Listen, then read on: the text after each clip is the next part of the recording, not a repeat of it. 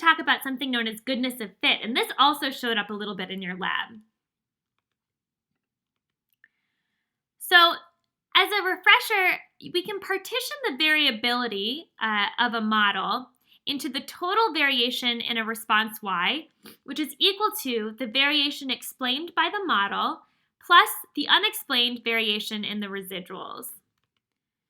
And so why can we do this? Well, y minus y bar is equal to y hat minus y bar plus y minus y hat. And that makes sense because basically, just looking at this equation, what do we have here? We've got a y hat and we have a negative y hat. And so if we take those together, that's just 0. And then we're left with a negative y bar and a y. And so we've got y minus y bar is equal to y minus y bar. So that makes sense. Okay, so let's extend that. So it turns out we can extend that here to be the sum of y minus y bar squared is equal to the sum of y hat minus y bar squared plus the sum of y minus y hat squared. So some of this should look familiar. In particular, this piece here should look familiar, the sum of y minus y hat squared. We just were talking about that a whole lot. That's the residual sum of squares. And so what this says is that the total sum of squares, which is this first part, is equal to the model sum of squares, which is the second part, plus the residual sum of squares, which is this third part. And so in shorthand, sometimes we write this as TSS, or the total sum of squares, is equal to the model SS, the model sum of squares, plus the RSS, the residual sum of squares.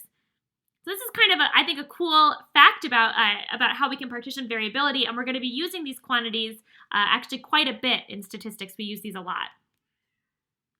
So goodness of fit. So the most common measure of goodness of fit is R squared, which is known as the coefficient of determination, or the percentage of the variance that's explained by the model.